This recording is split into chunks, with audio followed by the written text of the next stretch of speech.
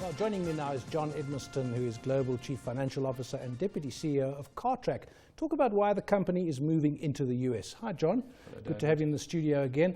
Perhaps before we talk about the move to the US, just remind us what Cartrack is, its scale, its reach, so we're reminded what we're talking about. Cartrack's a telematics company basically grew up with stolen vehicle tracking and recovery as its objective, but we've over the last 6 or so years have expanded into fleet management, which really from a global perspective is a real burgeoning market. Extremely important in both insurance industry as well as the commercial fleets. So there's a lot of activity happening globally on that, in that field, and we want to make sure we share on that in our global expansions. Where would you say you are in the global league at the moment? Global league, I think we probably up there in the top 5 or 10 players, but we've got a lot of way to go. We've been in various countries over a number of years. The longest time periods have been those countries in Africa. But we're in Europe, and we've well established there over a good few years, got good base in Europe. And Asia is our newest expansion area, where we operate from a number of countries, from Singapore as the hub. And they're still fledgling companies, but a lot of growth potential that we're seeing there. Yeah. So the US, what sort of market is it, and why now are you going there? Well, I think the US is really an interesting market, clearly, for many people. And we do understand it takes a lot to get into the US. We understand it's a different market, and there's a lot for us to learn. So it's still in the early stages for us. We're still preparing the ground, but we felt we ought to release notification of our intentions.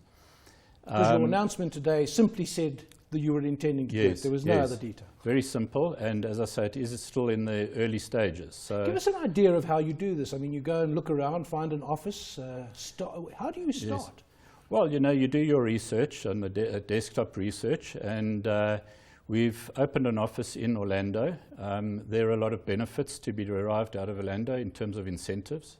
So economically, it appears to be a very good state to operate from within. Tax incentives, incentives for employment and infrastructure build.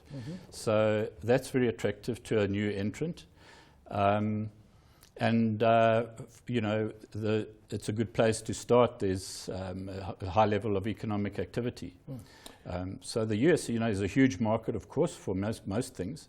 And it's quite an active market in telematics. It's been in that kind of market for many years, but we still perceive there's good market to be gained. The penetration isn't high yet in the small, medium type entities. And literally, what is it that you're selling? When someone buys into your product, what do they get? Right.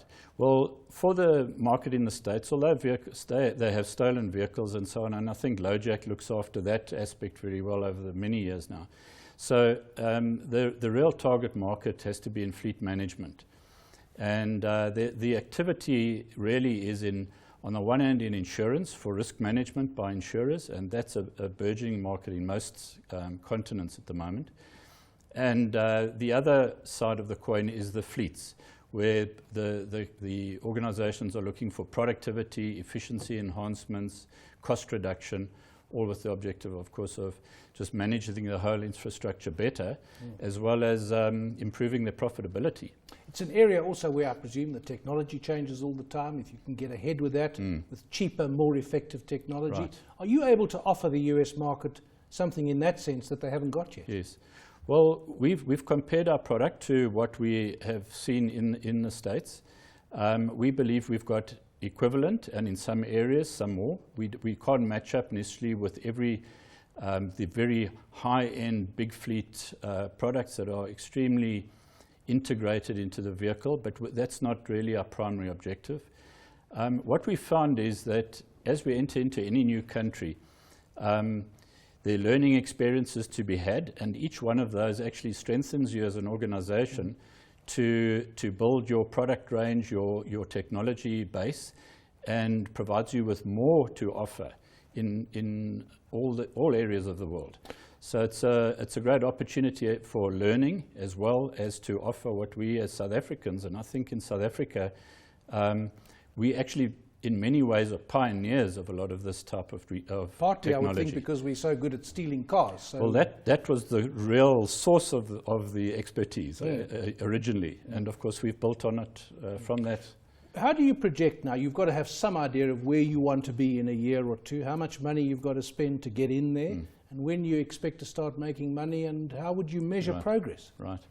Well, fortunately, we are a very cash-generative organisation. So we do have, we build our cash. However, we also go into countries. We don't go in with a great flash and splash.